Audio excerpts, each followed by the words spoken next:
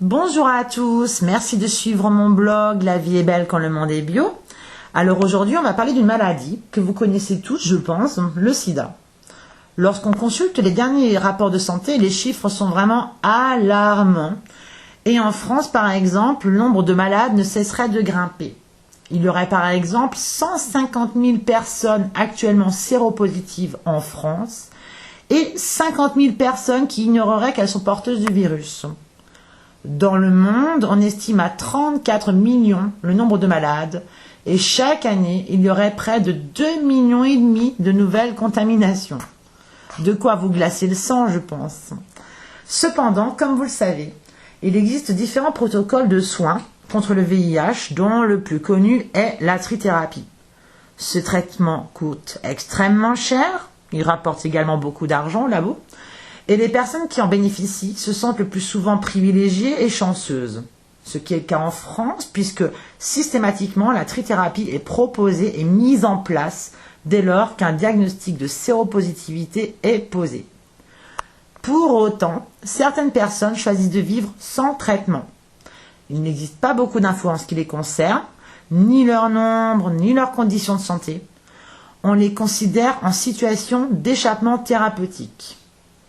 On pourrait penser que ce choix, qui consiste à ne pas avoir recours à la trithérapie pour se soigner, s'apparenterait à un déni, au refus de se considérer comme malade, mais non.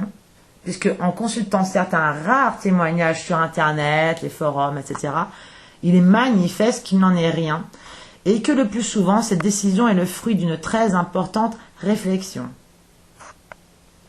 C'est le cas de Christophe qui a souhaité livrer son témoignage sur le blog La vie est belle quand le monde est bio. Christophe, tu m'entends? Oui, je t'entends très bien. Alors Christophe, pour te présenter, tu as 38 ans, tu es divorcé, tu es papa d'une ado de 15 ans. Oui, c'est bien ça. En mai 2007, ton corps présentait les symptômes d'un rush cutané. Ton médecin t'a recommandé de procéder à un test de dépistage du virus du sida et là, ta vie elle a basculé puisque le test s'est avéré positif.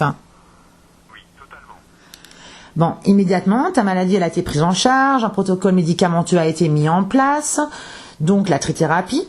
Tu l'as suivie avec assiduité de mai 2007 à juillet 2011 et puis, au terme d'un itinéraire, d'une certaine réflexion, tu as décidé de te livrer à une expérience et de suspendre ton traitement.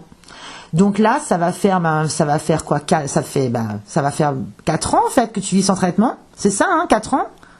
Oui, c'est exact. Tout en surveillant, et en même temps tu surveilles donc ton état de santé, notamment en ce qui concerne ton fameux taux de CD4. Oui, aussi, oui.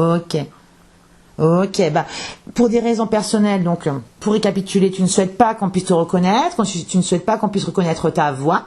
Tu m'as donné ton feu vert pour cette petite intro, mais pour le reste de l'interview, tu as manifesté le souhait que je retranscrive tes propos pour les diffuser sur le blog. Oui, et je t'en remercie d'ailleurs. Bon, c'est génial. Écoute, c'est parti. Ok, on y va, on y go. Et merci d'avance pour ta confiance et le partage de ton expérience, Christophe. On y va, c'est parti pour notre interview.